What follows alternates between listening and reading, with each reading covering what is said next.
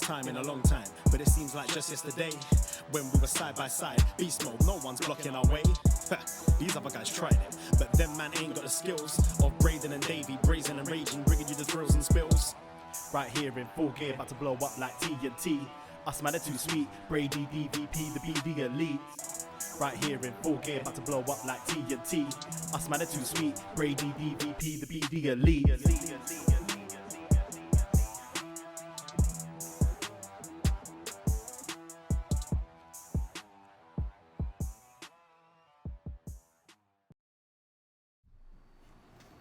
Hello. Hello, hello, hello. Braden Herrington here with Davie Portman for BDElite at upNXT Podcast, Twitter, Instagram, whatever podcast app you found us, and of course, Twitch.tv/upNXT Podcast.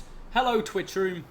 Hello, Twitch Room. Yeah, we're a podcast. We talk about NXT, but we also can be your Dynamates, and that's what we do on Wednesdays. Wednesday nights for your Dynamite. Yeah, and shout out anyone who hangs out with us on Tuesdays and Wednesdays. And maybe you're someone who likes to watch us for some whatever reason. You can watch the replays of our stuff on the Twitch and YouTube. Shout out Dickie Bird, who's been going through the archives. YouTube.com/upNXT. All our videos, all our old shows, a lot of our old movie reviews are being put up on there now. And thank you, Dickie, for being the curator. Yeah, definitely. So if you haven't checked out some of our, maybe you're new, what up? What's going on? Go check out some of the other stuff. But yeah, the live Twitch streams are recorded not only for podcasts but for videos, so you can watch the replays if you want to see us with our new set and everything. Yeah, you can see our old sets if you go really back. But don't do that. They're pretty horrible. No, don't do that. Don't watch those ones. Yeah, especially the one where we tried having a monitor like in our in the scrump room. We tried a lot of things out. Yeah. Trust me, I've tried a lot of things out. So, yeah, welcome to BDElite. We talk about AEW Dynamite. We talk about NXT on upNXT, and we did that last night. And, of course, everyone in the world of wrestling is like, wow, Vince McMahon hates NXT. They want to get rid of everyone's favorites, like Tyler Rust. Yeah. I'm not making fun of people losing their jobs. I really am not. But it's like the morale of wrestling fans in NXT right now is not so high. But then they put on a pretty good episode. And they had a pretty good rating for them. Did they? It was like 750,000, which compared to where it's been going, it's their highest one for a long time. I guess. So I think there might have been a weird, like, morbid curiosity from a lot of people tuning in to see maybe like, you know, what's going on. You know, like when like a famous singer dies, their streams go up. Yeah, for sure. So it was kind of like that. Everyone wanted to see NXT last night. No, the main event, though, was banging, and I'd still highly recommend checking out Dragunov and Pete Dunne if you check out anything from that show. But on this show, we talk about all the other stuff. The cool show. Oh! All right. Oh! Yeah. What's that? What's that all about? Well, I mean, we'll get into that, but the cool show. Cool. Yeah. Okay. Yeah. Also, do you feel it? Do you feel it, Davie? It's Triple Mania season. It is Triple Mania season. Don't you just love Triple Mania season? You can feel it in the air.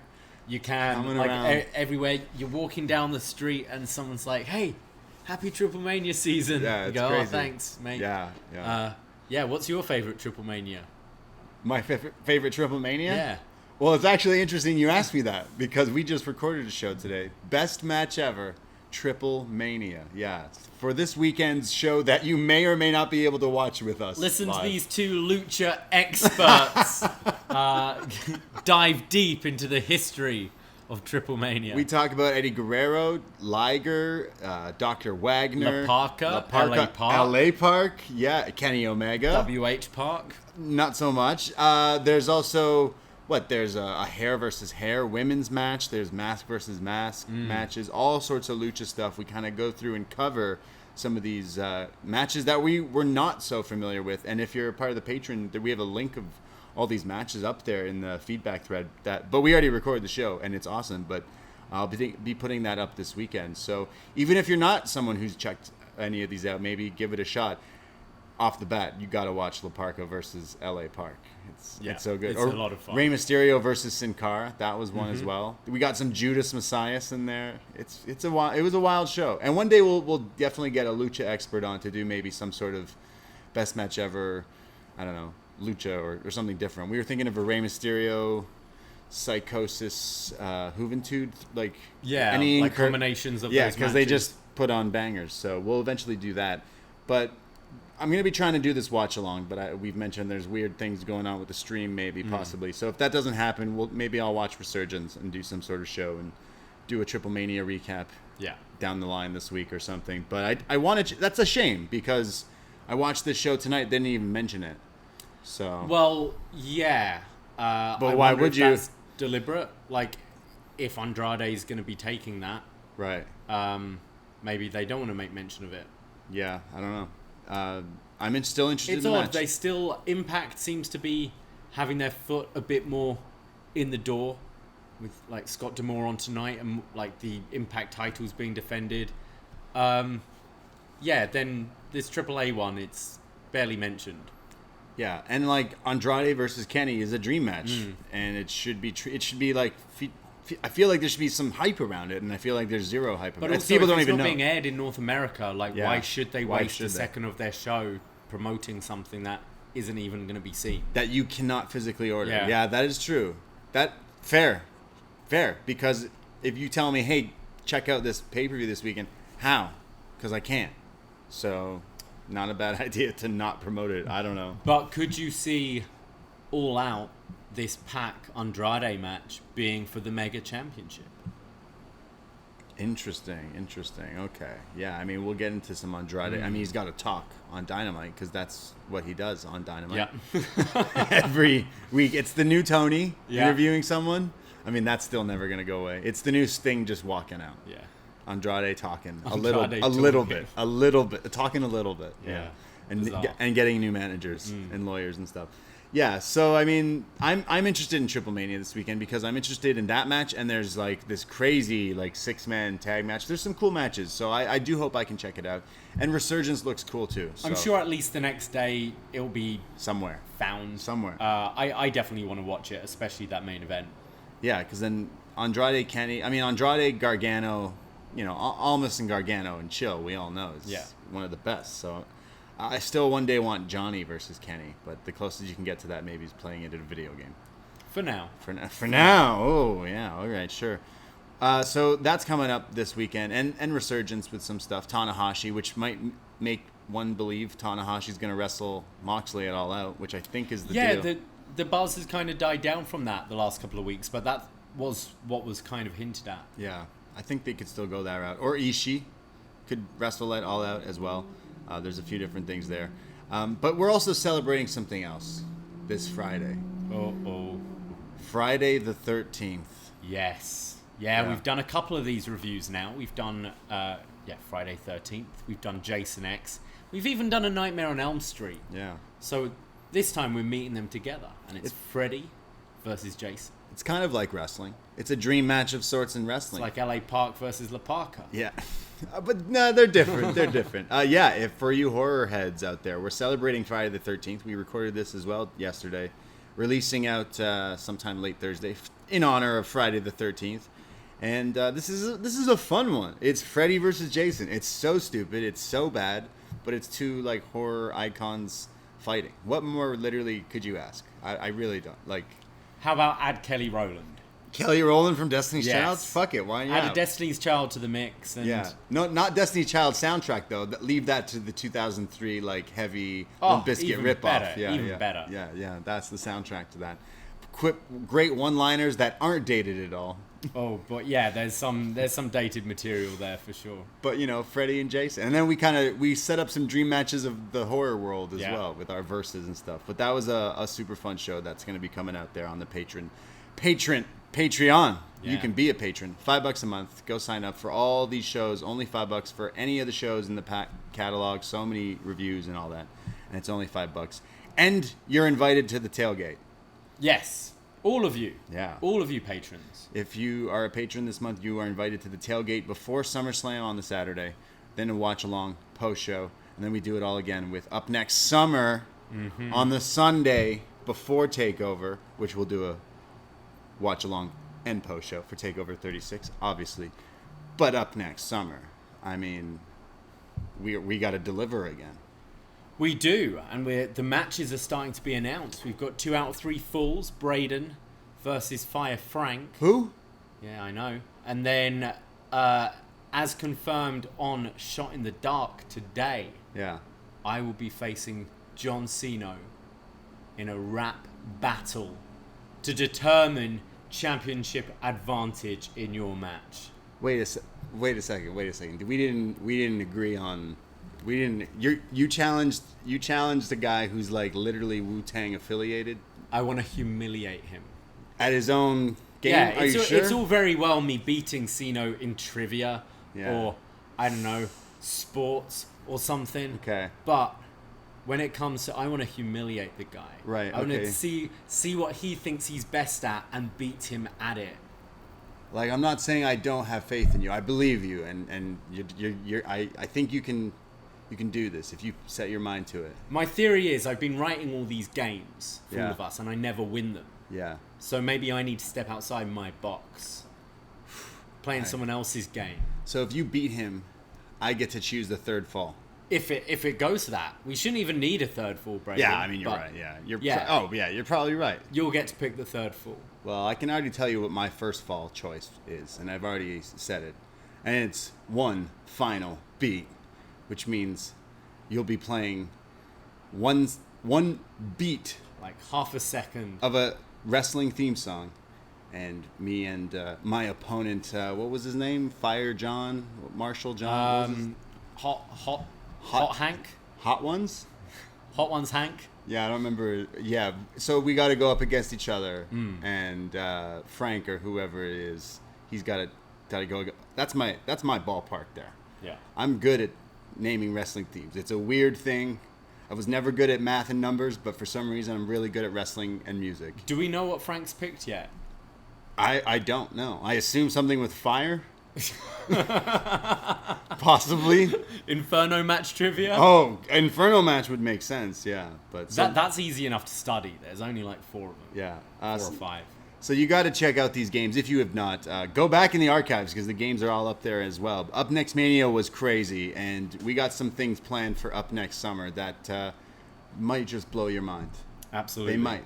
It might happen. Yeah, it's gonna be good. It will be. Yeah. Before we go into AEW, I just wanted... We haven't really talked about this, but the Max Castor kind of situation. Oh, right, yeah. On. Yeah, so he made a line... He made a few things. He's been saying some things for a while, to be honest. The like, weird dark sense of humor in me selfishly has, liked some of the things he said, even though I know he's crossing the line. However, it's wrestling. This is a 14+ product. Like, he's trying to be the bad guy. So it is part of... It's like... I know it's wrestling, so it's hard to blur the lines. Obviously, maybe they shouldn't go too far, but it's like when you watch certain movies and a guy kills someone in a movie. He didn't actually kill him. It's a movie. So it's like it's hard to blur that with wrestling because it's fake, but it's kind of still he's talking and saying these things. Yeah. So I think there should be some accountability of what is too far of what he said. And I know he said something about the Olympic athlete. Yeah. Yeah. That didn't bother me at all. The thing with Charlotte, like, if anyone's getting mad at that, they got you, fam. Like, right. On that note, it was the other things like the Duke stuff and even mentioning weird situations with a 19-year-old is kind of weird, considering he's a lot older. I don't know. It's just that to me was a little weird. So I think they're good. The Acclaimed, like what the gimmick and things does work, but literally you've been doing you just kept pushing it. You kept pushing it so hard. The thing that bothers me is you're right. Like he's been pushing it for a long time, and I can't imagine anything's ever been said. And then I think it's kind of I agree he's playing a character, but also like there are a load of kids there. Yeah. This is on Dark, so this is filming like early in the day, you know, Right, okay. as well. I think he should have probably thought better, but then it wasn't like he was suspended on the spot, you know. They decided to air it. It happened a week later, Yeah. and now you're like, oh yeah, you shouldn't have done that. He was playing his character how he felt he's been allowed, in my opinion. He's been allowed to go out there and say his stuff, and as you said, he's been saying inappropriate stuff like for weeks and weeks and weeks. Yeah, it's strange. It's just like they've been caught. Yeah, It feels like AEW have been caught with this, so it's like, oh yeah. and don't get me wrong, Sorry, because Matt. I am a huge fan of like comedy, stand-up comedy, and obviously in the way the world has moved in the past, like I don't know, 10 years, it's like everyone's a lot more politically correct, or at least tries to be, and that's really good. It's just, however, people still can't blur that line with comedy, because a comedian will say something in a set, and all of a sudden people go like, "Wow, I can't believe you're such and such." It's like you're literally paying someone to make you laugh, and if you're going in to watch a show or something that you know, like if I put on Bill Burr, who I think is amazing, he's gonna probably offend me, but he's deliberately trying to do that's his fucking job. So it's like, where do we draw this line of like, hey, I'm sorry that that's a comedian. You know what you're getting into. Yeah. We're wrestling. This is, I'm taking my kid to see the wrestling show. The Graps. And someone's making rape jokes at 6 p.m. Yeah. It's like, up. sorry, like that's not why I came to see this show. Yes, 100%. And there are boundaries that we've seen for years. Sure, there was a time when wrestling was like kind of out of hand and wild, but like we sort of know what the boundaries are. See, like, because he's got, I don't know if he's like been suspended. I don't know. But when they come back, what's he gonna do now? They're just gonna boo him like he's gonna get the heat, but it's gonna be like. Yeah, I don't think he should have been suspended. Oh, okay. Personally, that's what it feels like. This could have been just flown by on Dark and nothing was said. Yeah. But the fact that there was an outrage, they felt like they needed to do something. Damn. Like, did no one, when he said it then, be like, all right, that was a bit too much today? Yeah. Like, it's just someone no one fucking watching these things? Yeah, no one was watching that? And then it's a week later being uploaded? Yeah. Weird. I like the Acclaim. I think they're talented dudes. And I think what they were doing can work. But legit, I thought the Duke thing and the Julia Hart thing was just like, come on. Like, even me, I'm like, come on. Like, there's different ways around what you're doing. Like, you're literally facing the Varsity Blondes, make fun of their blonde hair, like literally all the things you could have talked about. You're trying to stay topical, but there's definitely a line. Yeah. There's still definitely a line. That being said, I'll go put on Best of Jimmy Carr and laugh at all these really inappropriate jokes for sure before I go to sleep. So it's like, maybe I'm a hypocrite. But yeah, but that's Dark. I don't watch that show. No. And then they're adding a new show on Friday. And then forgot about this show tonight, it seems. Some would also say that, yes. Let's talk about AEW Dynamite from August 11th, 2021. You know where we are? We're in Pittsburgh. Britsburg. Hey, yeah, that's right.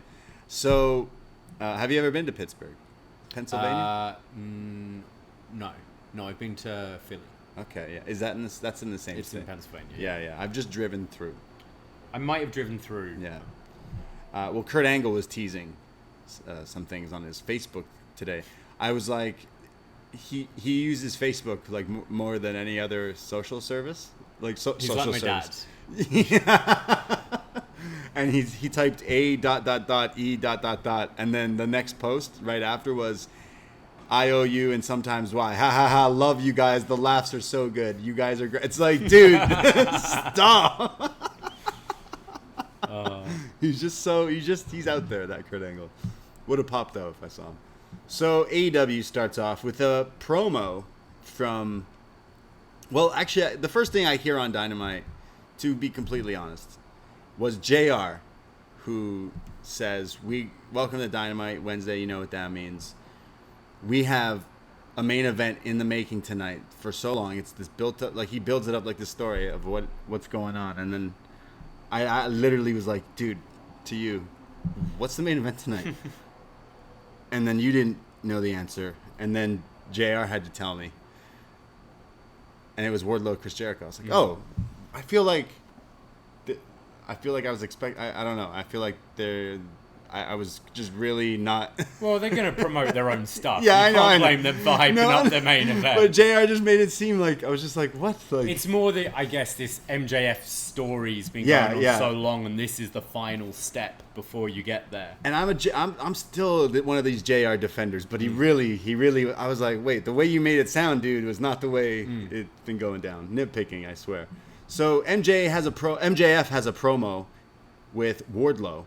And he's eating an apple. What a heel move here. Definitely reminding me of have you ever seen Dennis the Menace? Yes. Christopher Lloyd. Yeah, He's always eating. He's using a knife though when he does. Can of beans. Yeah. Or is MJF trying to go for like a Brad Pitt Ocean's 11 thing here? It's kind of more that, isn't it? Always eating. Yeah, that'd be good. MJF's eating this apple as he says, Jericho, you're so close. You're so close. You fought through all of this, only to be stopped by an arm length by Wardlow. Hercules was great, and the great gods, if you can vanquish him, well, maybe they'll be happy for you and push you. Well, you've had blood, sweat, and tears, and you're going to fight through all of this just to find out I'm still better than you, and you know it. And just like that, he's setting up Wardlow for the main event, and Wardlow has like one line where he's like, yeah, I'm going to take care of Chris Jericho tonight.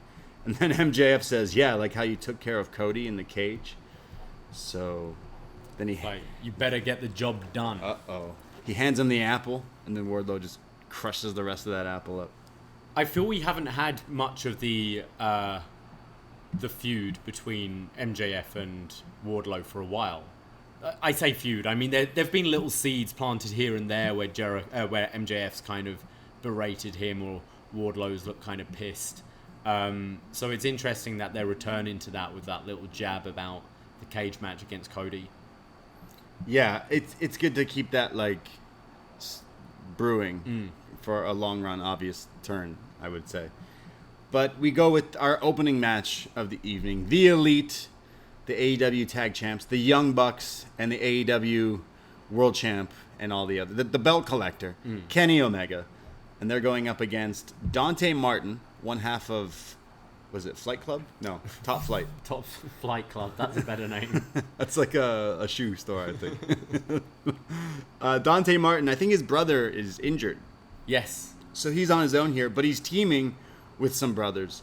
Mike and Matt Sydal, the Yogis, they're here to go up against the Elite. So I was pretty into getting into this match because you knew it would be a lot of high-flying stuff, and the Bucks just do great with that kind of stuff, with that mix of guys. Oh yeah, we've seen Sydal. combinations with Sydal a lot. So yeah, this sounded pretty interesting. There's some crazy twisting sentons from Sydal early on. Same with Dante.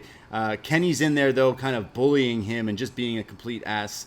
And then there's this triple baseball slide that sends all of them to the outside, and then this flying splash to the Elite. And then when we come back in, the Elite gain control as they all tag in and out, beating down on Mike Sydal. And when the ref isn't looking, Kenny squishes his foot into Mike's balls. No. That's definitely got to hurt. Then there's like the Sia, Facebuster, Kataro Crusher double team. But finally, there's a hot tag to Matt, who comes in with all sorts of spin kicks to everybody, a Fisherman Buster for an air fall, and then Dante's in, and then this kid just like lights up. He is flying. Like, I'm pretty sure he can fly. He is all over the place. Yeah, incredible hot tag. There's a bit where he does a top rope springboard Rana, but just leaps, no hands, to the top rope. Yeah, it's crazy. Yeah. He literally like cleans it. Like he cleans the whole ropes, bounces off the top rope to do this Nuts. dive, which was insane. He's countering all of Kenny's moves, which pisses Kenny off, and then finally does this like flipping counter, and then like this nuts moonsault where he jumps to the outside and then back in the ring for a near fall. It's utter chaos with this guy. I can't even explain how many moves this guy's doing. And that's usually in a Young Bucks match, but wow. There's then V triggers from Kenny, the Sushi Garoshi, the V trigger, and then a one-winged angel, but it's countered. And this is where, again, he's countering everything. And then finally, Kenny has to put him down with another V trigger, puts him to sleep, but for good measure, hits him with the one-winged angel. Kenny Omega pins him, wins the match, the Elite. Sorry, they hit him with the BTE trigger, but this time it was... The BTV trigger. Wow. Yeah. A super special. Yeah, all three of the Elite hitting the BTE trigger. Yeah, that move is nasty. All three. So the Bucks do the BTE trigger, and then to the face or the back of the head, it's the V trigger. It's like 3 knees, essentially. Yeah, just killing you. Great. This match was nuts. This was great, yeah. A real standout for Dante Martin. We haven't really... I know they've been doing stuff on Dark, but we haven't really seen a great deal of him since his brother's injury. And he was so impressive here.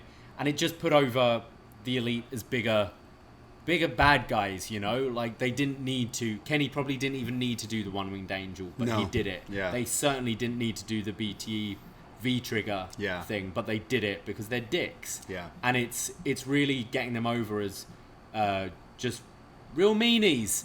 They genuinely, like, these are my favorites for the past while of wrestling. And they genuinely make me, if I was there, I'd go, you, boo, exactly. you. Like, they're making I hate you boo you. them, which is good. They're not the cool heels. They're literally at the not moment, trying to which not is be good. the cool heels. They're literally just trying to be dickheads. I loved that move early in the match as well. That it was like a Muta lock, like crossface from the Sydals. Yeah, at the okay. same time, looked really cool.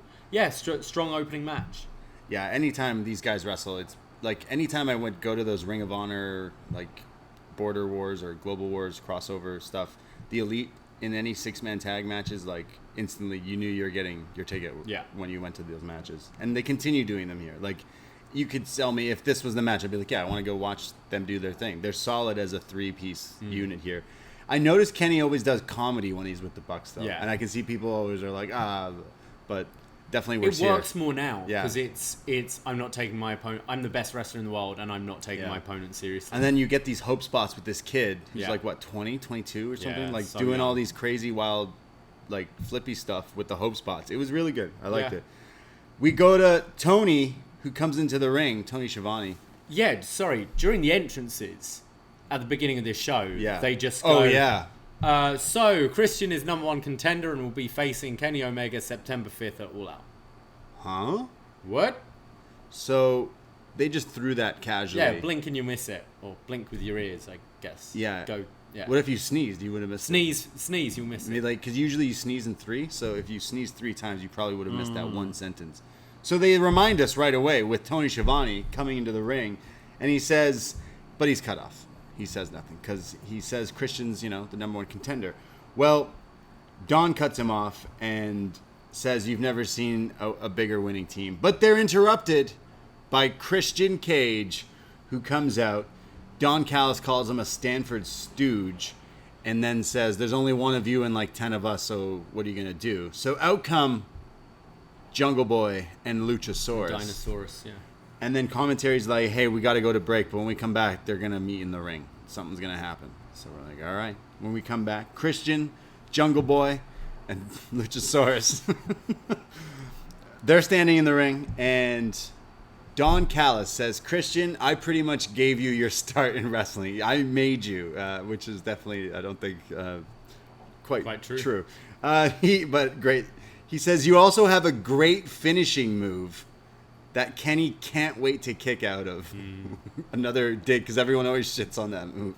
I think it's a cool move. The Impaler? Yeah. What's the I'm prettier. Yeah. Everyone always shits on it. He then says, Christian says, are you finished, you carny piece of shit? Big pop here. Actually, this is where the crowd started chanting CM Punk, which I'm like, I get it. Yeah. But like really the wrong time, people. Like really the wrong time. This, I think I got the sense people were mad that this is the All Out match. Yeah. And I think They that's booed why when they announced it. They were booing, and I think that's why it sounded like there was a mix of CM Punk and Cowboy shit, is what I was getting. Okay. So I think the crowd were just kind of showing their displeasure, but then I think Christian actually won them over with that line. Yeah. And then he definitely plays to them where he's like, or because it's Pittsburgh, you corny carny jagoff. So is that a thing you Pittsburgh people say? I guess I so. assume. I don't know. I'm not a Steelers. I'm not a Penguin. And then they're like, oh yeah, we like Christian. Yeah. Why are we booing They Christian? really turned right away. Yeah, they were like, all right, we're back. There's mention of Scott D'Amore and Tony Khan and some things going on. Scott D'Amore is actually here today. And there's been some talk. And Christian's going to face Kenny at All Out. But Christian's got an announcement that the first ever match on Rampage, which is this Friday, the first match will be Christian versus Kenny Omega for the Impact World title. What? Yeah. Weird. Really weird. Really, really weird. What do you think's going to happen? First of all, is this all-out match happening? Yeah, is this a swerve? It kind of feels maybe that's why it was so throwaway. Yeah. Like a big throwaway line rather than a big announcement. So what, you're thinking it's a swerve for Hangman? We're getting the match, the proper match this Friday.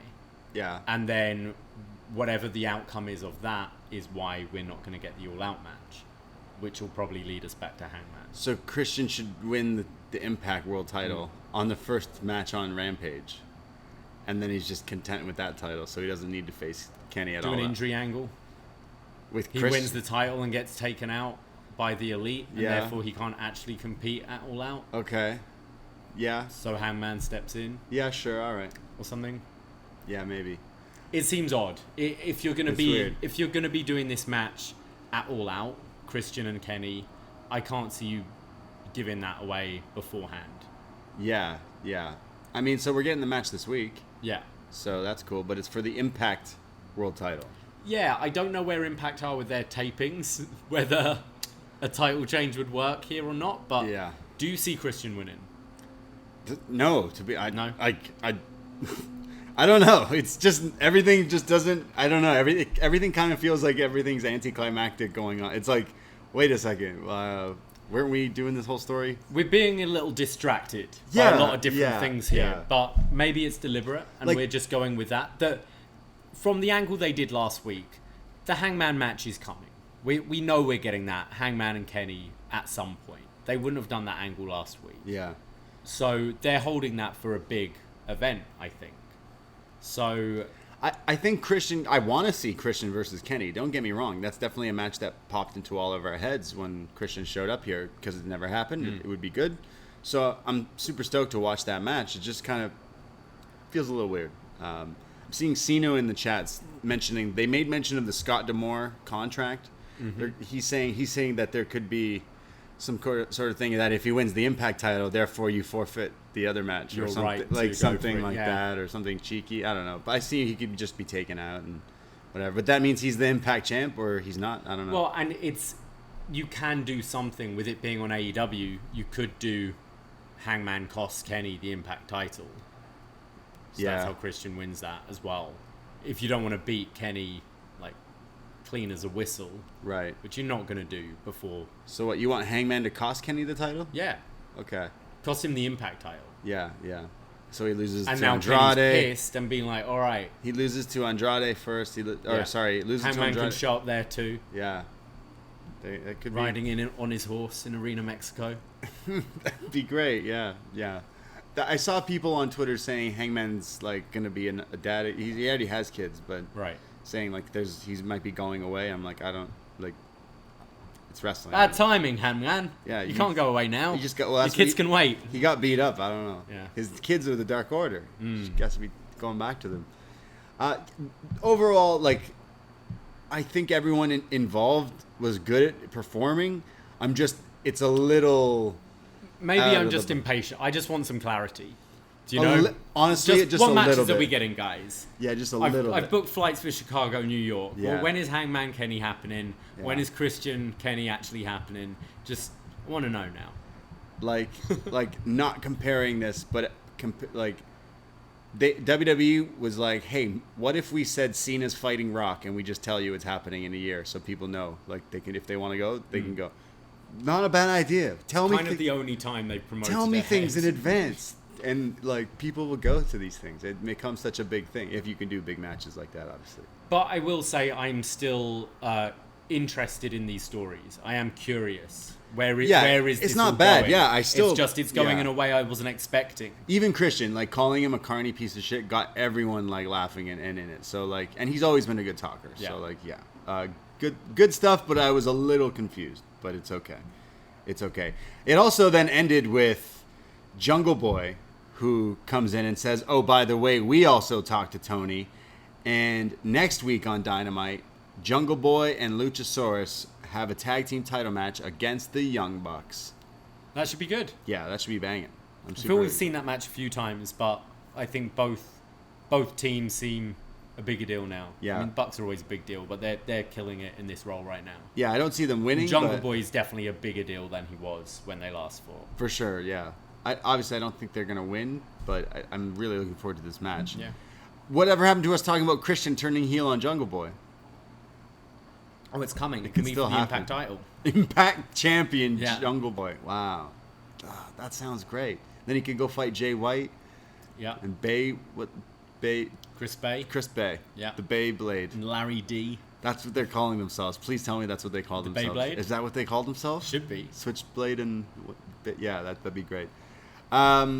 Kenny, so Jungle Boy's music hits as they leave, and the crowd are chanting Tarzan Boy, as they always do, singing along.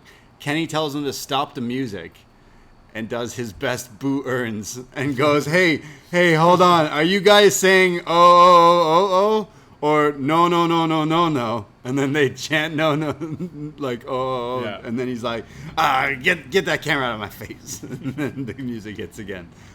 Yeah, Kenny's doing these like Simpson jokes every week. I feel like he's taking little things and doing it. That was really funny.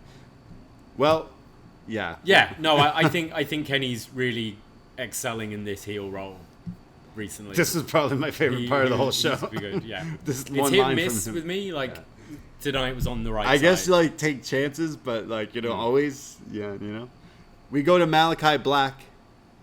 He says, "I am the bad guy, but sometimes I sense doubt." He's kind of saying what we've all been saying. Is he the bad guy? Because Cody's kind of the bad guy. He says, "Cody had one foot in the grave, and anyone else who wants to step to me, I will make them feel desolate." He talks about how he chooses to be alone and in his own mind, where Cody is that same way, but that's why he always wants to have all these people and everything.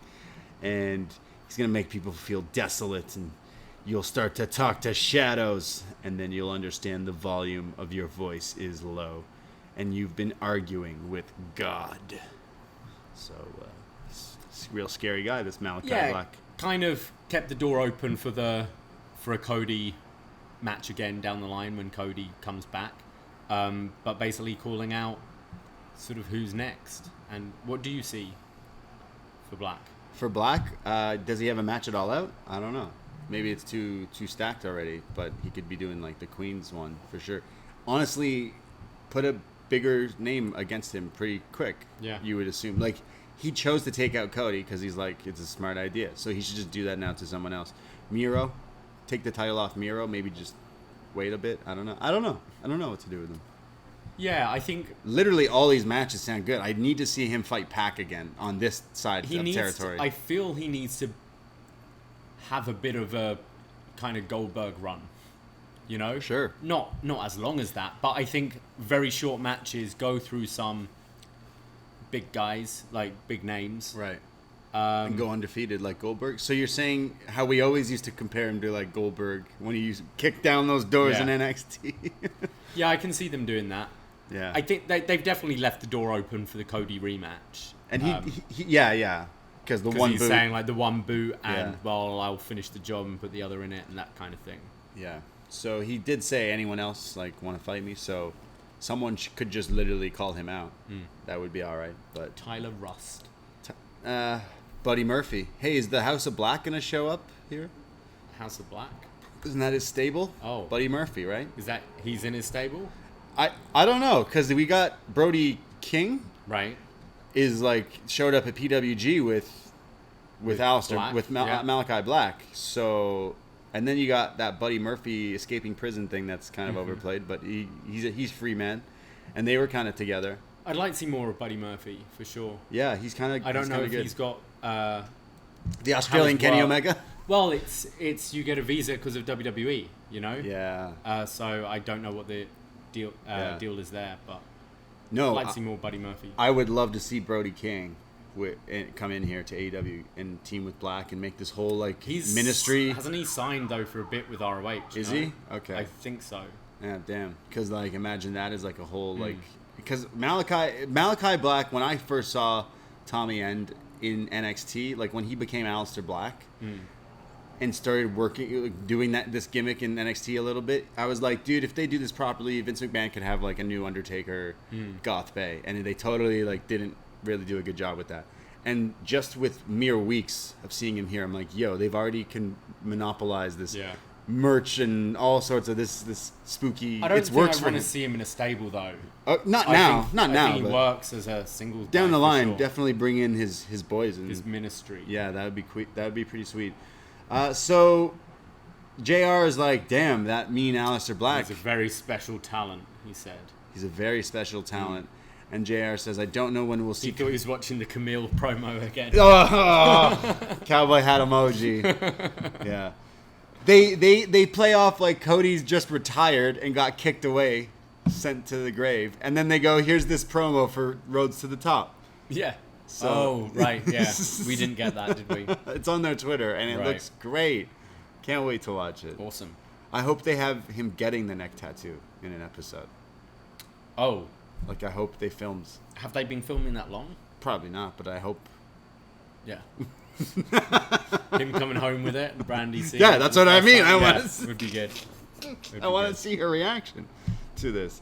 We get Miro, who says he loves to mention his wife. I have really quick passings here. Yeah, like, he says I serve a vengeful God and please my perfect wife over and over. He says he beats the shit He out just of says it in everyone. the same way he talks about his God, which Yeah. makes it like even funnier, I think. He says he's going to beat the shit out of anyone and someone, and the whole locker room is afraid to fight him. And he's got an opponent lined up next week. Fuego del Sol. So he says AEW bribed Fuego with a contract if he fights Miro. Because I guess he's saying everyone's scared to fight me. Right. But they bribed Fuego del Sol with like a full-time So contract. if he beats him, he gets a contract? I guess. Wow. So do you think Fuego's getting a contract? I don't. Damn, I he think could. Fuego's dying again. He's for the always third week dying this month. He's always dying, and then I'm hearing Miro say his name. I'm like, oh boy, not again. This guy, damn. Oh, poor Fuego. Every Wednesday, his job is We're to go pouring one out die. every week for this dude. Poor Fuego. He's not so Fuego. No. Jeez. We go to our next match. Daniel Garcia with 2.0. Yeah. Matt Lee and Jeff Parker? Chase Parker. Man. Chase Parker's his old name. Okay. Matt Lee, And Jeff. okay. The boys, the show. The lads. The guys we love. Daniel Garcia, the Buffalo Kid. He comes down to the ring.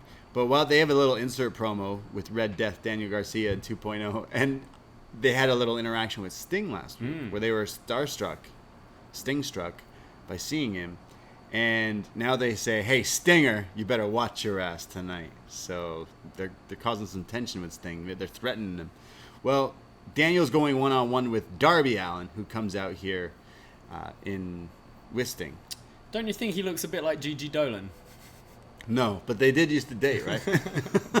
You agreed with me last night. You gotta show me again. You yeah. agreed with me last night. You gotta show me the now right you're backtracking just to sound cool on the radio. No, we gotta get like a pull up on the Facebook group to make sure. I gotta see it again. Okay. I was inebriated. It was like 2 a.m. You were tricking me. No. Same face. Darby Allin versus Daniel Garcia. And they mentioned Garcia recently wrestled a 60-minute Iron Man match with Wheeler Yuta, which sounds pretty good. Yeah. Yeah, I Rampage. kind of want to check this one out. It's getting a lot of buzz. Interesting, Wheeler Yuta, I saw in a report on Fightful, a lot of people at NXT started to kind of realize something was up when Wheeler Yuta had a tryout there and they didn't pick him up. And they're like, this guy's over 6 foot, he's under 30, he's pretty good. Yeah, he's like, really what good. Not they not seeing? And it's because want big guys, Right. bigger guys. Damn.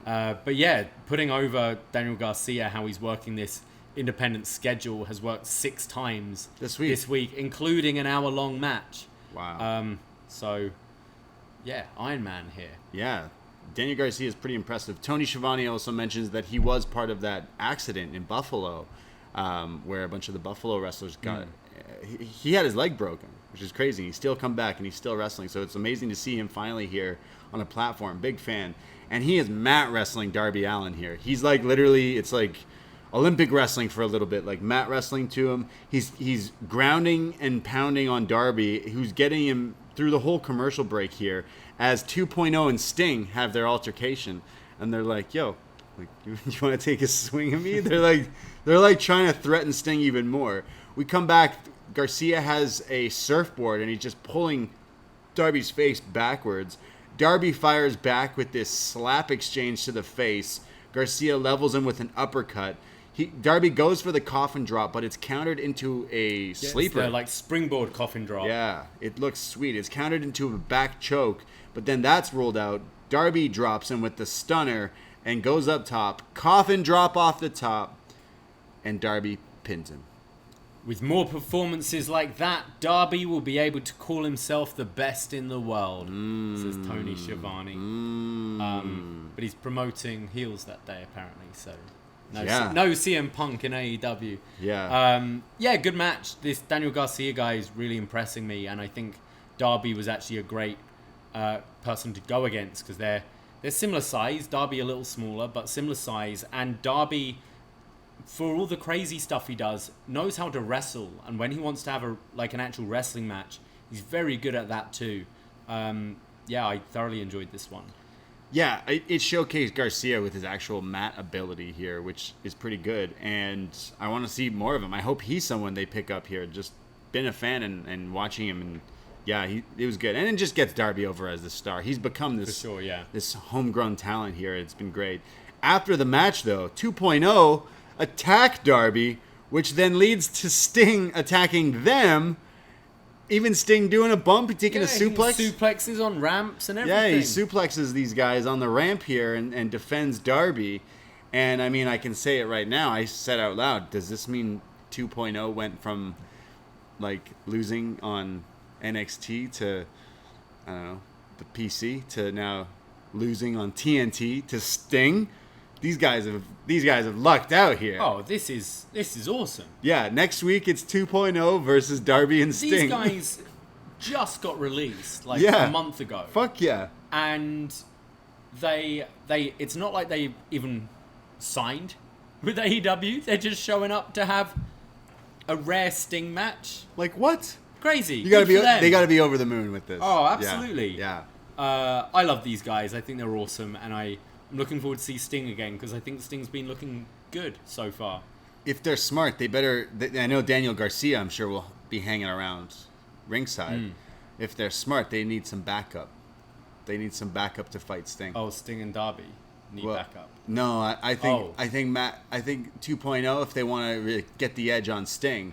So we know some people. We know someone that recently is also released that knows a lot about Sting. Ric Flair.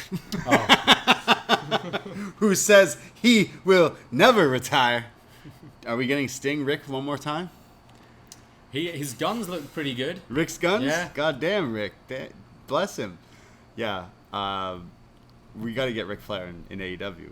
Why would I have why no would he interest in wrestle? that He's at all. not wrestling. He's just got to come in and give someone the rub, essentially. But it would be funny. He's got to do something with Sting. He's not wrestling. He's not wrestling. Please do not wrestle. But it would be funny. No, please don't. So next week, Sting and Darby versus 2.0, which is cool. We go to the Death Triangle, and, well, they're pretty upset with Andrade. And they say, don't you see what he's doing? He's messing with us. He's getting in our heads. So they all start saying, I want to fight him. I want to fight him. Pac says, I want him first. Penta wants him first, but Pac says, no. Let me worry about him. And you two, meaning the Lucha Bros, focus on the titles and says, Andrade's, I've had enough of your shit. You want to keep talking. I want to fight. So it sounds like we're going to get Pac and Andrade. Yeah. Well, we will. And we'll know a little bit later. Huge. That should be awesome. Yeah. I don't think they've ever tied up. I think Neville was called up before Andrade was doing stuff in NXT. I think. So I'm not aware of this happening. And I just want to see Andrade wrestle. Yeah, can we just see him Seen it wrestle? once and he was wearing pants. Yeah. Sorry, that bothered me. I want to see him wrestle. And him wrestling Kenny sounds good. And him wrestling Pac sounds really good. So, yeah, we'll get to that. We go to the Best Friends. Are you ready? Versus the Hardy Family Office. Fuck. Yeah, this show takes a dive from here. Yeah. All I can ask, can we just go 1 week? 1 week without Matt Hardy. Matt Hardy needs to be stopped. Okay? Please tell me. What the fuck is this faction? I can't imagine these guys ever hanging out with each other.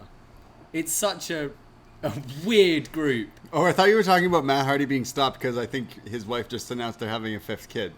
They're having another one? They just had one. So in like 20 years, they'll have the Hardy family dynasty. Yeah. Being looked after by Private Party and the Blade. Look, we've Jack said it. Evans rolling shit in the corner. I've said it a million times. He was one of my favorites growing up, but like you need to know when this is something that just doesn't really make sense or is just doesn't really need to be on TV. This like why Has he ever really been good? No, like come Really? on. Like he's had some good stuff. I go to bat The for the Hardy Hardy Boys have had some good stuff, for sure. The Edge Matt Hardy feud there. I mean that's even that, yeah. But still, like look, he was great. Let's just go with that. The thing is, I think you see Sting with Darby, you even see Christian with Jungle Boy, and like you do see the younger talent actually getting over because this association. None of these people feel a bigger deal because Matt Hardy's their manager. No. Do you care about the Bunny anymore because she's now with Matt Hardy? Maybe a bad example, but do you care about the Blade anymore because she's now with Matt Hardy? No.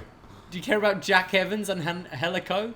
They're getting that Matt Hardy rub, are they? No. No one is. Yeah, I know. And yeah. whenever these guys come out with their terrible music, and fucking Matt Hardy's face on the screen, Ah! I just don't want to watch it. Yeah, look. All these guys, all these wrestlers, all these people, they're talented, but it's just like this drives me insane. It's every week. Even when he's not out there, they're Titantron in his fucking face. And I'm like, can I go 1 week? Can I please? Do I just not have to watch the show to not see Matt Hardy? 1 week in my life going forward right now. Because every week this guy's showing up. It's like, yo, this doesn't make sense. There's like 9 people here. Even commentary is like, yo, there's like, what is this group? Even if they had something that kind of tied them all together, something on their gear, or like a color scheme. There's no color scheme. You've got like the Blade, who looks like some gimp. You've got DX, like stone, like comfort zone DX. Yeah, rave DX, after hours DX. Yeah, MSK. And then Private Party, who are in their like waiting outfits, but they change job and they get to wear something slightly different. I just don't get it. I don't, and like no one can even don't even try to explain it to me because you'll sound dumb trying to explain this whole faction. He's got money, okay, great. just doesn't definitely puts me like instantly in a sour mood. Like, can I do anything else? Can I roll a joint? Can I go? I don't even have to pee, but maybe, I'll go on my phone for a while. Like, literally, I'll take out the garbage instead of watching this match. I'm like done. Like, hey, is NXT on? No, that used to be the other thing. Like, Matt Hardy wins with the twist of fate. Oh yeah, yeah. Damn, man. Like, I did not like this match, so I'm glad you said that. There was some things in this match. There was Chuck E. T held the match together. Chuck E. T. Respect the Chuck E. Chuck E. T. Yeah, there was some real clunkiness. There was a moment where Matt threw, I think it was Mark Quinn, like as a battering ram into, was it Wheeler Yuta or someone, and it just looked so sloppy, just stumbling around. I don't see who this serves at all. Matt Hardy winning this thing. Yeah, who did he beat? Wheeler Yuta, yeah. The guy we were just like praising, yeah. Yeah. Really weird. I will say the gin and juice looked really good. It did. On it him. did. Yeah. I think there's talented people there. Just everyone is in this weird spot. And Private Party. It's literally, we don't know what to do with these people. Let's throw them with Matt Hardy. Yeah. It's very odd. It doesn't make any sense to me. This match, like everyone in this match, whatever. This was a bad match. I thought I didn't like this at all. So, Nyla Rose attacked Kris Statlander as well, which they already had a match later, so she's just kind of getting the upper hand here. But yeah, honestly, definitely dragged for me. I just do not care about this stable. If you put Private Party away from them and then just feud them with someone, it would be way better. Just like, what is this? Like, there's literally 3 tag teams in this group that could be fighting each other and feuding, and I don't. Yeah. They're already hiring so many people. Yeah. When they have all these people who could be doing other things, it just doesn't make any sense to me. I think they're all talented people. I do. Just like, even Matt Hardy could be, if you're going to use Matt Hardy, there's so many other things I would do. And the thing is, I think the idea of this is, with Matt Hardy winning, we've seen him do this before, stealing wins from Private Party. Yeah, he was still doing it. It's to be like it's to get heel heat, but no one cares. Let's go away heat. So it's just like, great, Matt Hardy pinned this kid, this up and coming kid, and none of the guys he's representing gets that. Yeah, great stuff. Your favorite best wrestler of the year, Matt Hardy? Matt Hardy. Yeah, bless him. Definitely up there. We go to Andrade. Talking. Andrade's talking again, not wrestling, folks. This Saturday he is. Only if you're in Mexico, though, you'll be able to watch it. He's there with Chavo and his lawyer. My spell check corrected Chavo to Andrade with chive. Chive. Order that next time. Can I please have the Andrade with the chive? So Andrade's with Chavo and his lawyer. And he says... Hold the Vicky, right? Andrade with Chavo, hold the Vicky. Yeah, there you go. Soon to be Andrade with Flair, hold the Chavo and the Vicky. Yeah, maybe. He says, Pac, you are very ungrateful. And Chavo chimes in. He says, he respects you, and this is the thanks you get? This is the thanks you get? You offered him everything. You offered them the world, and this is what he does? So it's going to be Andrade versus Pac at All Out to see who the boss is. So it's kind of, to me, sounding like what I said, that something's going to happen with the Lucha Bros where they possibly turn on Pac. Maybe Andrade beats Pac, and then they turn on him, and they join Andrade. Is where I would go in that direction, but yeah. I'm tired of Andrade talking. I just want to hear him. I just want to see him wrestle, man. Do you see him wrestling before All Out? This Saturday. Oh, yeah. But on AEW? Yeah, fuck, I hope so. Like, I don't even know what they're doing. Really weird. Yeah, it's a lot. We need a bit more from him. Yeah. I like Chavo, but I can't say he's particularly strong in this role. Yeah. And Andrade's English isn't strong enough either. He's fine to say a few words, but this isn't really working for me, this partnership or this story, to be honest. I'm looking forward to the match, but the build has been pretty lackluster. I don't know if it was Andrade or Rick who did some interviews recently and said they want a faction with the whole family in AEW, meaning Charlotte. Yeah. So, could happen. They just have him wrestle, and it'll speak for itself. Yeah. I really think. We go to Proud and Powerful with a promo on FTR. They say, we want you. We want a rematch. When we get bloody, we wrap that shit up, and we push through it. We push through it, and we're coming for blood over and over and over. So they're saying this feud ain't done, and they want their rematch. So do you think that's at All Out? Whenever Cash Wheeler, is that the guy? Cash Wheeler. Yeah. Is that your final answer? I mean, if he's healthy, I guess All Out, you can do it. Don't know how long he'll be out. Haven't heard an update. Yeah. I would be Cash Wheeler. Cash Wheeler and Dax Shepard. No. Dax Harwood. Who's Dax Shepard? The dude who's married to Kristen Bell. A real reacher. Okay. But shout out Dax Shepard. Dax Shepard. Yeah. Rishi in the Twitch chat saying instead of my idea with Andrade with the Lucha Bros, he's saying why doesn't Roosh and Dragon Lee join Andrade as this new faction? But again, way too many more people coming in. Yeah. It's just like there's a lot going on. And you know who Dax Shepard is? Yeah, I do now. Yeah. Good stuff. He's married to Kristen Bell. Yeah. He famously got her like a sloth. She has this like strange. Oh yeah, I've seen this. Yeah, yes. She like breaks down when she sees a sloth. I probably would too. Yeah. They're pretty sweet. They're pretty cute. Aww. We go to Nyla Rose and Kris Statlander 1-on-1. Statlander selling this injury, and Orange Cassidy comes down with her. And Nyla takes advantage and starts beating down on Statlander. There's some strikes and then this huge German suplex for a near fall. Statlander sends Nyla to the outside and then stands on the apron and does this pretty interesting moonsault. It's like lifting your leg to do some sort of gymnastic thing, and then off, kind of ever so slightly, jumps off the apron just a little bit, but in the rotation of her body, she moonsaults. Yeah, like a really tight moonsault. Yeah, It looked really cool. It's almost like a UFO. All her moves are like that. Yeah. Looked cool. This is where Orange Cassidy and Vicky Guerrero get in each other's faces, and Vicky just screams. I find her so embarrassing, and not in a good way. This is shit I'm embarrassed by in wrestling. If you were to like flick on now and be like, what's this wrestling thing? And you see Vicky Guerrero screaming in someone's face, you'd go, no, hasn't changed. It's still really bad. This distracts Statlander, which allows Nyla to hit her with a Uranagi on the apron.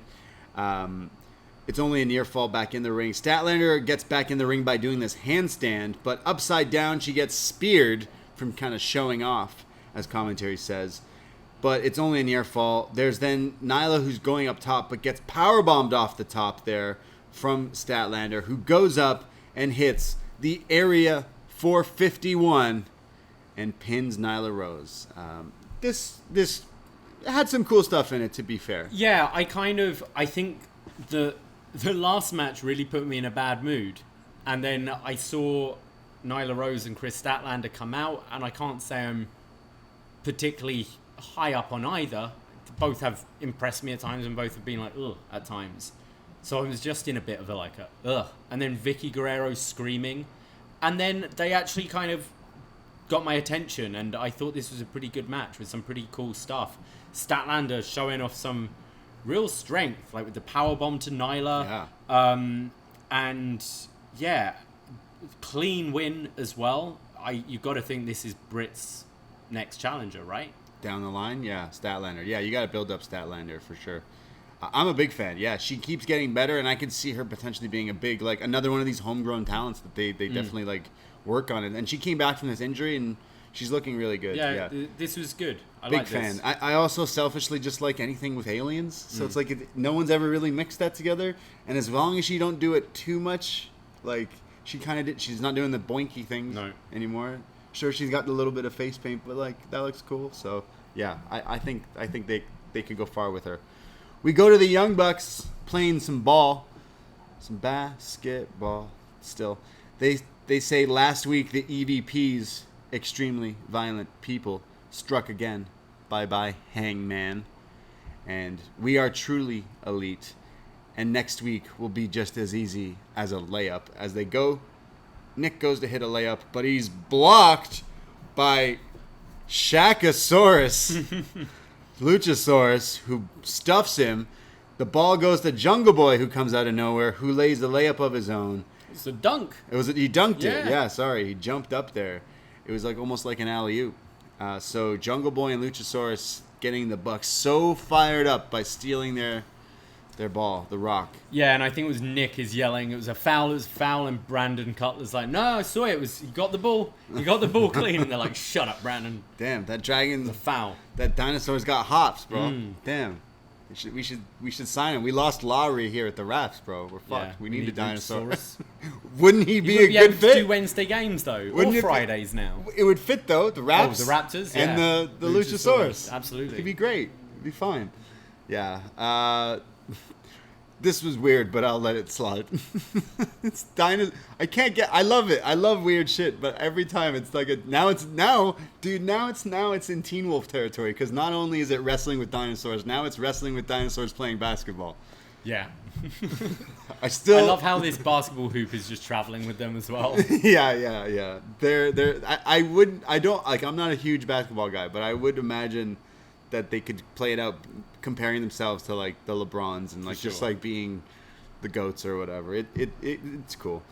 We get Red Velvet and Britt Baker, a video highlight package for their match, and it's all about Red Velvet training and talking about how she's been like overlooked, and she's made a name for herself in the past little while, and she's coming back and she's gonna take that title from Britt. It's gonna be an upset in Pittsburgh, and this leads to Tony Schiavone in the ring in Pittsburgh as the camera cuts, and everyone's been given these like Britt yellow Britt Baker, Britsburg stuff. Towels Yeah. that they're spinning around in the air, swinging, and Tony introduces the champ, Britt Baker, DMD. The biggest baby face in this whole company right here. This ovation is loud Yeah. here, as we would imagine here in Pittsburgh. Britt coming out with the title with a Steelers/Penguins jacket. This was awesome as I swat away a moth. Yeah, her jacket was cool. She's always worn these like leather sort of dentist style jackets. Right. And this it kind of almost looked like a hockey jersey as well, mixed with the It had the Steelers and logos. the Penguins. Yeah, and the Penguin thing. Awesome, really cool. Yeah. So apparently they're terrible towels, is what people in Pittsburgh. That's what the Twitch chat's telling me Terrible right now. towels? That's what they call the towels. Terrible towels. Oh, that's the name of them. I guess. Okay. Yeah, because I thought they were at AEW and complaining about the quality of the No. towels they were given for free. Wow, that's ungrateful. Yeah, I mean, what did these towels ever do to Yeah. Pittsburgh? I don't Terrible know. towels. They're terrible. That's mean. AEW, great show, terrible towels. Yeah. So Britt Baker comes out to this huge standing ovation. She's getting cheered like crazy, and she starts talking, and there's only one Britt Baker, and this is Pittsburgh. This is Britsburg, as we knew she would say. And she says that she bleeds black and gold. Oh, really? Interesting. NXT? No, never mind. She means Pittsburgh. She says, "May I present to you, Pittsburgh, hope," as she raises the title, and the crowd goes wild. They go mental for that line, and I loved it. She then says she will defeat Red Velvet on Rampage, and she will still be champion, and she will still be DMD. I love the line, "Anywhere else you might have had a glimmer of hope, but not in Pittsburgh." No. And then everyone's going wild with the towels as she's standing tall, but she's blindsided by Red Velvet, who gets booed, clearly, as they scuffle and get pulled apart, but Britt's still smiling, leaving here. So Britt versus Red Velvet on Rampage in the main event, Britt says. I'm actually really looking forward to this, and I think Red Velvet's impressed me in a lot of stuff I've seen her in, and she always, like her promo in the kind of Shaq Jade feud, I thought was good, and she brought a good fire, and even the attack here. It's just weird because she feels like such a natural babyface, but will obviously be the heel here in Pittsburgh with Britt Baker. Yeah. But I think the match will be good. Britt Baker's great. Her promo's awesome. I love the weird, like, combination of her with Tony. I just think it works so well, and the crowd love her. Obviously, this is her hometown, but yeah, like another company would have a lose tonight, you know? Right, It's yeah. weird. This shouldn't be hard doing this wrestling thing. Yeah. You've got someone who's so popular. Sure, she's a bad guy, but you're in your hometown. You make them feel like the biggest star there. In order to turn Britt heel, she just has to beat up Tony. Yeah. And she gets it back. But really, you can't. She's a babyface. It's weird, but I'm so for it. She acted like a babyface here. For sure. It was great. Completely the right move. Yeah, it was a great spot here with that, and gets me hyped for that match. I'm sure they'll kill it. We go to a video for Ricky Starks and Brian Cage, and Ricky says, "Brian, you keep ducking, you keep missing me," and Brian says, "Missing or running?" "Next week, the spotlight's on me," says Ricky Starks, "on Dynamite. No Hook, no Hobbs, no Taz, just one-on-one." And Cage says, "I can tell when you're lying, Ricky, because your lips are moving." And then it cuts to Hook, who goes, "Nobody," making fun of Cage. Yeah. So Ricky versus Brian, one-on-one. Again, yeah. Yeah. No interference. It's next week. Yeah. Yeah. There's a lot of shows. Yeah, I'm getting... So, and when they just say next week as well, I'm like, but when? They do say next week on Dynamite, but So like, on there's Dynamite, a lot. could be on Impact, could be on NWA Power, it could be Yeah. on Rampage, It could. SmackDown. It could be. Could Just be. don't know anymore. Resurgence. Yeah. Homecoming. Isn't there like there's a resurgence in like Insurgents or Insurgents, other, End Power. there's a lot. Impact. It could be anywhere. You know, the Forbidden Doors are open everywhere. Speaking of Impact and Forbidden Doors, Scott D'Amore is on commentary for this next match. Hey. Shout out Team Canada. Scott D'Amore is joining Impact. Was joining commentary because this next match is an Impact tag title match. The champions, the Good Brothers, who come out to my favorite, "Devil in Your Six." Good song. Yeah, Solid song. It's so good, solid. He comes out, and I think I just like that one line. No, I like the whole song. So Devil in the distance. It's in the six. good. Trey Baxter. Yeah. So, Impact titles on the line. Good Brothers going up against the Dark Order, Evil Uno and Stu Grayson, and we get Brandon Cutler, who tries to get involved like right away in this match. When the Elite Hunter comes out, Frankie Kazarian comes to drag Brandon Cutler away. As Scott says, "Hey, nice to have an Impact original show up during this Impact title match." Gallows beats down on Evil Uno here as they go to commercial break. When we come back, Stu Grayson gets a hot tag. He's fucking them up. He's hitting Uranagis and all sorts of stuff. He's a wrecking ball. He hits this twisting lion salt senton, which looked nuts. There's an overhead belly to bellies, and then a 450. Uno's hitting DDTs, and there's so many near falls until the Good Brothers get a little cheeky. They bring the titles in. They're distracting the refs. There's a gun stun and a magic killer on Stu Grayson, and the Good Brothers retain. They did Stu Grayson dirty. Yeah, Stu Grayson was definitely the star of this match. Anytime he gets an opportunity on TV, he blows me away. That Survivor Series style match the other week, he was insane. He looked so good here, and I'd like to see more from these two. Yeah. I think they're starting to get highlighted a bit more. But I want that Young Bucks match as well. But yeah, pretty decent match between these.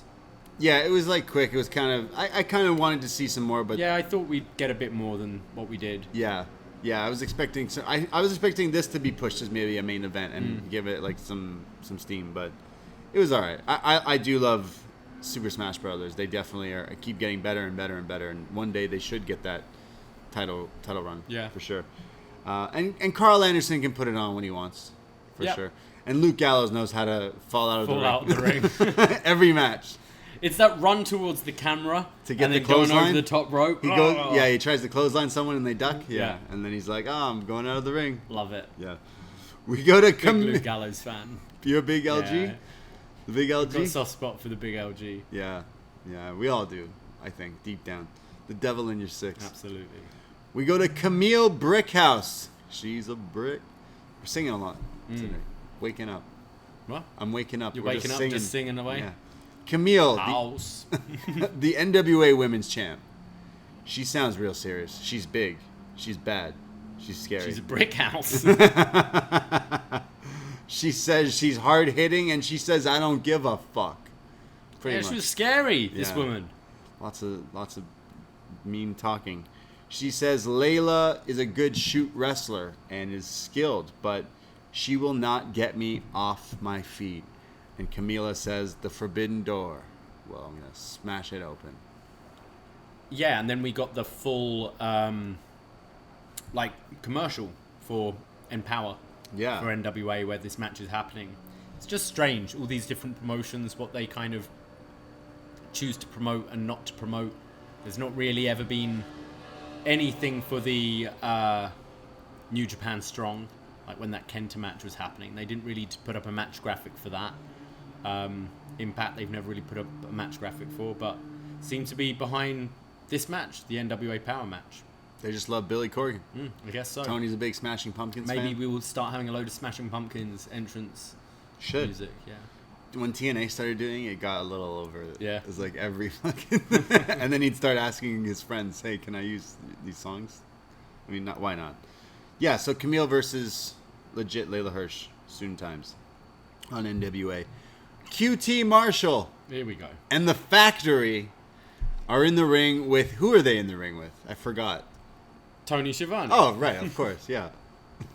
That was a joke. So Tony Schiavone's in the ring with QT and The Factory. And QT says, you all want me to apologize for dumping this smoothie on Tony's head. Well, I will apologize. But it's not for that. You need to apologize to me. But I'll apologize for what I'm about to do to your son, Tony. And then he says, your son's here in the front row. So they go on over there, and then they punch him in the face. They bring him over the barricade. They bring him into the ring. And he says, you should have apologized, Tony. And Tony's like, I apologize. I apologize, you son of a bitch. Yeah, he was channeling his Gary Oldman from the Dark Knight trilogy here, I was feeling. Let go of me, you son of a bitch! Yeah. And I apologize, you son of a bitch. Cutie says, apology not accepted, as he hits a diamond cutter on Tony Schiavone's son. Yeah. And Meanwhile- JR called it a stunner. Come on, JR. Yeah, it was a diamond It's cutter. a diamond cutter. By the way, I'm saying his son. This is not like a kid. This is like a full-grown man. Tony Schiavone's kid here. Just this 7-year-old.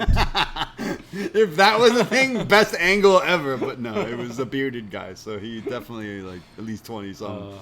So Tony Schiavone's kid gets leveled with a diamond cutter. Nick Camarado holding Tony Schiavone back as The Factory all laugh as QT puts up the diamond pose. Hope as the music hits. Who's gonna help him? Well, Could it be? well, it's Paul White. So we both look at each other and gave us the strangest face watching this. But yeah, so Big Show, Yeah, this was the nail in the coffin Paul- for me tonight. Paul White, no more BS. He comes down to the ring and he saves Tony Schiavone and choke slams Aaron Solo. Aaron Solo. Damn, wow. No more BS.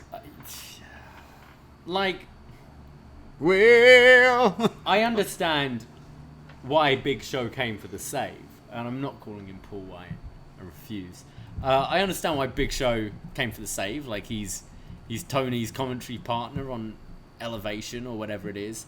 But are we building to like a Big Show QT Marshall match or Big Show Nick Camarado? Like, what is this for? Because I don't want to watch any of this. Yeah, I mean, QT, I've had my fun with him, but like, no, we've got so many other people on this show who we should be seeing. Big Show. Not this feud between QT Marshall, Tony Schiavone, his son, and the Big Show. Right? Fuck, man. Just throw Matt Hardy in there as well. I definitely was like, huh, we've hit a ceiling, and not because Big Show is like 7 feet tall. Yeah. We've hit something for sure. I definitely. It I will say. The theme song. Oh, it was catchy. I liked when it played good. on a bit. There was this little bit where he was doing like oh and all these sort of things. Got to listen to it back. Yo, his theme song right away. We knew it was him because Yeah. it's Will. So like, good for them. They got us. Their themes don't all hit, and I would say the best thing about Big Show on AEW right now is his theme song. Because Yeah. it sounds good. I gotta put this on the phone. I'm or just something.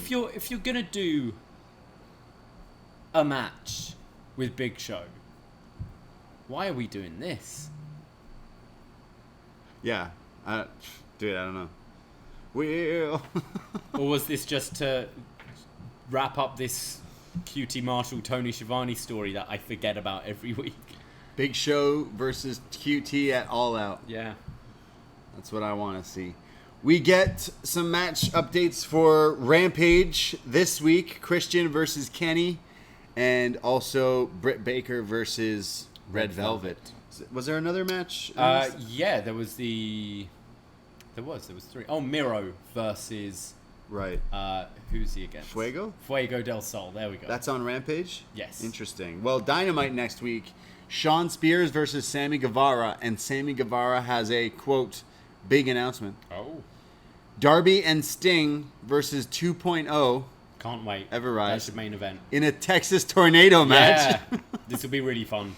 And then, yeah, we'll get to the labor of Jericho. Yes. We get a recap, though, of, I don't know if you watched Dark or if you listened to Shot in the Dark with John Cena, but Joey Janela turned on Sonny Kiss this week. Man.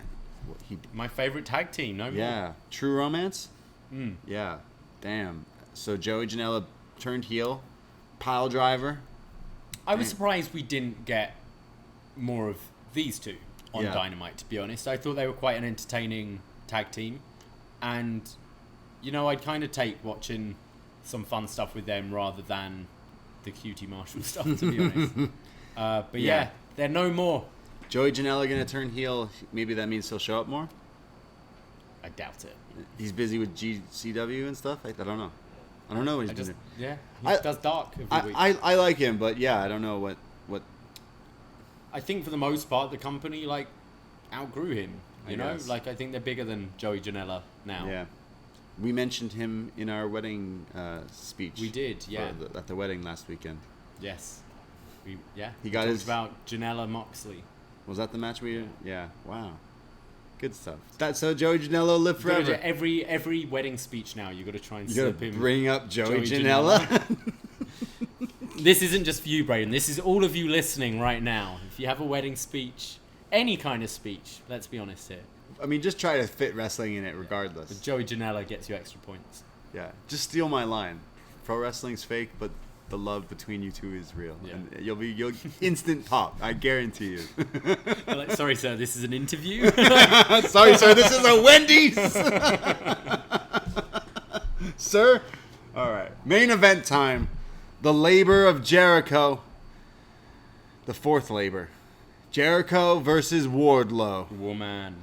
Jericho versus Warman. So Jericho had to fight Sean Spears, the chairman. He had to face Nick fucking Gage. Pizza cutter man. MDK. All day. My man Wah. And then he had to fight The Juice the Man. Juice. Juventud Guerrero. And now he has to fight Wardlow. And, well, Wardlow's a big dude. They mentioned on commentary Wardlow actually from Pittsburgh area and, like, wrestled around the indies there. Trained here and, Yeah. wrestled a bunch. Well, he starts putting the boots to Jericho early on as MJF is ringside here, barking orders at Wardlow, just taunting Chris Jericho. And there's a code breaker early on out of desperation from Jericho for, like, a 1.5 count. and Warman's back on control, just throwing Jericho around ringside, hits him with a power bomb where it looked like Jericho's like pants almost like undone or something. Yeah, he hit like one power bomb, and then the second one, Jericho kind of like, slips down a little, and Wardlow picks him up, and Excalibur kind of saves it, like, oh, Jericho was trying to counter with a Rana. Then it's like, no, I think he just slipped. Yeah, so he gets power bombed, and then a third, and it looked like there was a million power bombs throughout here. the whole commercial break. Yeah, it was great. They looked like good power bombs. He was killing him here, and Wardlow distracts the ref as MJF bites Jericho in the face.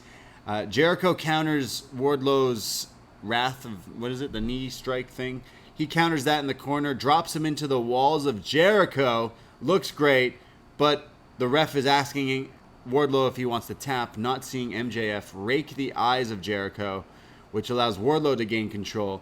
But then the ref sees MJF and says, "You are out of here." And while doing all this, Jericho secretly grabs Floyd the Bat, nails Wardlow with it, hits him with the Judas effect, pops him with it, looked great, and Jericho pins Wardlow. He's beaten the labors. He can finally fight MJF. Yeah, I think they made Wardlow look as good as he could in this, and actually adds a bit more to his story with MJF, because Wardlow let MJF down here by losing, but it was kind of MJF that cost him the match with trying to get involved, because Wardlow pretty much had it. This was all right. I think I just need to get to the MJF match now and finish this thing. It's gone on for a long time. Yeah, so I mean, the match itself was kind of what I guess I expected. Wardlow beating him up and Jericho finally hitting the Judas effect. The Judas effect looked good on Wardlow. I didn't have any complaints about it. I was just I am also like, all right, I'm kind of over this. Like, let's get to the match. Yeah. The match itself doesn't really do much for me. We've seen it already as well. Yeah. There's definitely a lot more story into it now. But yeah. After this match, Shawn Spears attacks Chris Jericho with a chair because he's the chairman. Sammy Guevara runs in for the save. And then Wardlow comes in, and there's numbers game. MJF has the salt of the earth on Jericho's injured arm. And this is when Hager runs in for the save. And then as they retreat, MJF on the mic says, "Next week, you get to face me. You get your match." Yeah, they're saying next week. But I'm going to take away something you love. The Judas effect. No Judas effect and no Judas music. I don't know if this is that's the biggest heel Is move. this a babyface turn? No Judas as a theme song? No singing. No. It's going to be dead silence so these schmucks won't sing along to that crappy little song, says MJF. And the Mystic Max prediction, and he says, "Shut up, everyone here. You haven't met your match. You've met your successor next week." So no Judas effect, no Judas, but Jericho gets to face MJF. I feel like they're going to obviously push this match, I think, because I think they could sell that Jericho's injured with this arm thing, right. Possibly. Also, I don't know. I'm surprised that it's next week. I assumed this was going to be an all-out match, but I think we are getting the match next week. It's not often AEW kind of promote something and pull it from you. So I do think we'll get this match next week. I kind of think Jericho's probably taking a break. I don't really see where he goes from here. This MJF feud has been for over a year when you think of it, with them those initial skits with them both and then joining the Inner Circle. It's been going on a long time. I don't really see what's next for Jericho, and I think if MJF wins this feud, he kind of needs to be the guy for a bit and have Jericho disappear, probably tour, you know? It's got to go. Sturgis was this week, though. I don't know. But Jericho's always been good at that, like knowing when to take a little break and reinvent himself a bit. So I wonder if this could be it next week, the big blow-off. Really? So Yeah. no all out, no... Maybe not. I figure something screwy happens where they got to stretch it out to the pay-per-view, is what I was assuming, but yeah. Possibly. But yeah, it's odd. It's not often that they kind of push things back, like once they've announced something. But maybe the same with this Christian thing. They might be swerving us. We just got a giant raid on Twitch. Shout out Steven Larson raiding. Wow, welcome thank in the you. Twitch chat. We are up next, but we do a show called BDElite, and that's what we're talking about. AEW Dynamite tonight. I'm also seeing in the chat, which is blowing up right now. We were talking about the Big Show theme song and how it has the wheel. Well, apparently it's the same guy who did the old theme. Like they got the first one. I don't know, but His first one's the better one. Joe Alteri, apparently, something like that, does the themes for a new Big Show theme, which is crazy. Yeah, good stuff. That's awesome. Oh, yeah. We need to listen. Is this one on Spotify yet, his theme? I think all their themes are, unless the ones like they're like MJF's or Hangman. Right. But yeah, so that was AEW, and it was a pretty solid episode. I feel like it was... I disagree. Yeah, I think it was a step down from a lot of the stuff, so that made me dislike it more when... It wasn't a bad show. It just didn't have a match that really hit for me. Whereas NXT last night had that the main event, Dragunov match. There were good matches on it. Like the 6-man was good. The Darby Daniel Garcia was good. I even quite liked Nyla and Statlander, but there was nothing that felt particularly special on this week. Yeah, I didn't feel there was any real too much story development this week either. It was just kind of plugging Rampage this Friday, which I get is the big deal. Yeah. But there was some stuff I really didn't like. I didn't like the QT Big Show stuff. I really didn't like that Hardy Family Office match at all. And for me, the show kind of just fell off a little tonight for me. It just didn't hit the way we keep saying it's the cool show, but it didn't hit as much as it did. But I guess it's pushing to a lot of things that are coming. Yeah. You can't hit it out of the park every week. Yeah, it still is the fun show that I still love, but it definitely had some things that made me scratch my head. Still Matt Hardy. Matt Hardy, always on TV. Yeah. Big Show. Just like... Yeah. It's Christian Cage in the title match for Impact. Look, I'm looking forward to that match, Christian Kenny. You see, there's just quite a few questionable things this week that we'll see. I guess we got to just be patient and see where they're going with it, but... yeah, odd week for me. I can't say I particularly loved this week.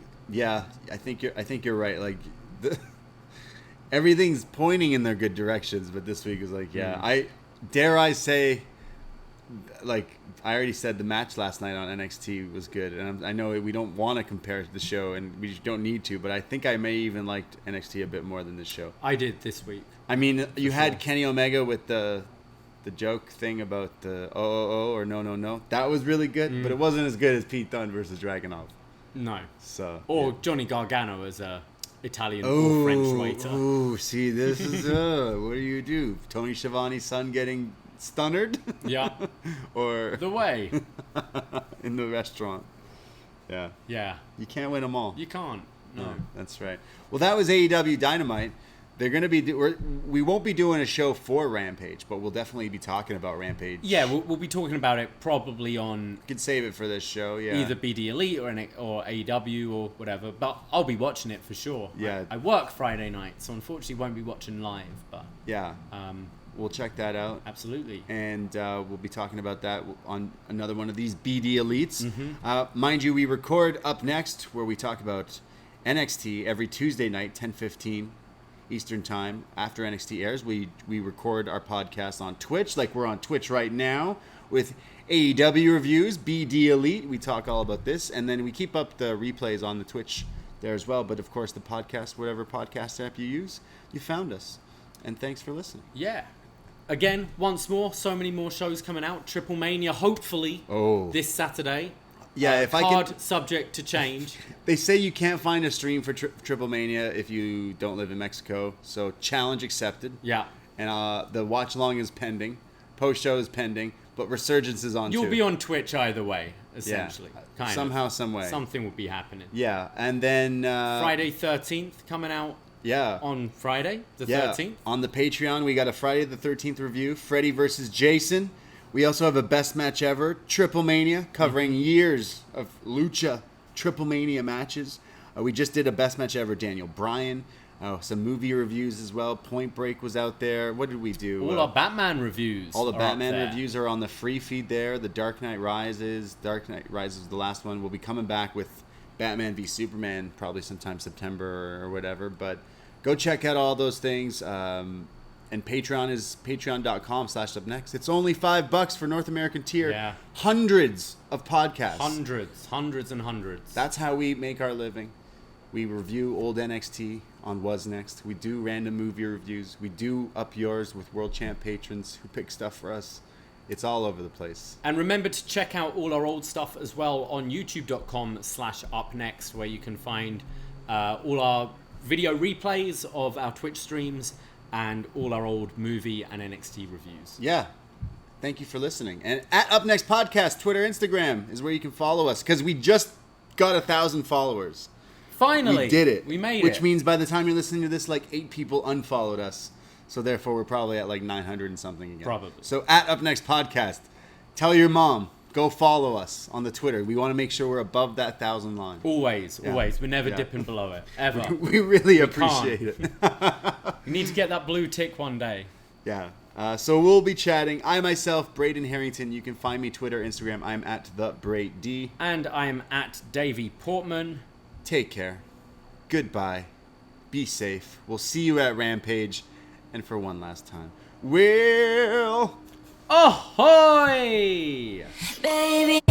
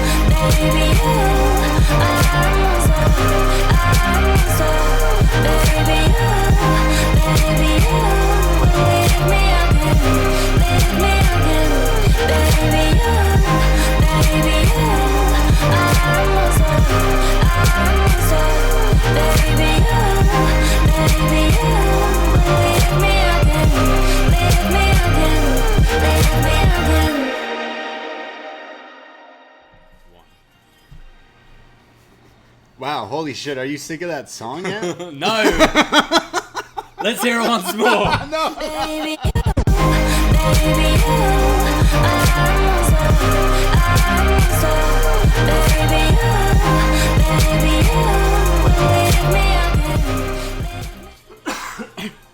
I'm back. For those, that song is great. I gotta shout out Dickie Bird. So Up Next Summer is a Twitch game show. Sunday, August 20. Fuck! We just aired a commercial like 5 times. All right, Don't even know let's what it check is. once more. baby, baby,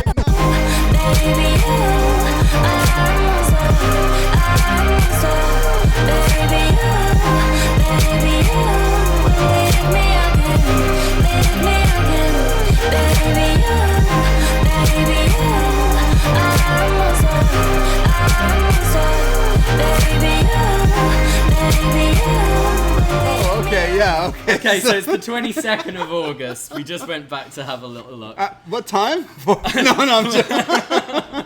August 22nd, 4 p.m. We're going to be doing... It's free on Twitch here. Twitch.tv/upnextpodcast. We're going to be doing a live game show. So we're wrestling. We're pop culture people. And we're going to be doing this show. We've done many of them with lots of production elements behind them and trivia games. There's going to be so many things. There's matches lined up with myself versus Fire Frank.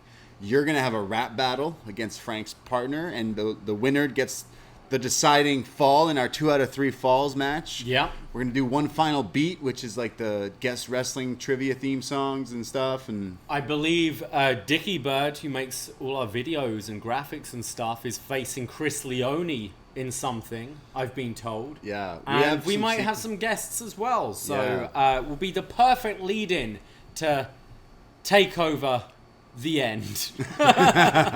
Yeah, check out some of the stuff we have done, because on our YouTube, Up Next Podcast, you can see some of the stuff we've done, like prime targets and promos, 10-minute promo videos for these matches, and lots of production has gone behind it. Shout out Dickie Bird. But yeah, we see that we got rated, and we thought we'd come back on and say hello, but you got to check us out, because we watch NXT, we record podcasts, wrestling, and all sorts of stuff. Give us a little follow, give us a subscription, all that stuff. I don't know how Twitch works too heavy. He's the kind of the Twitch expert.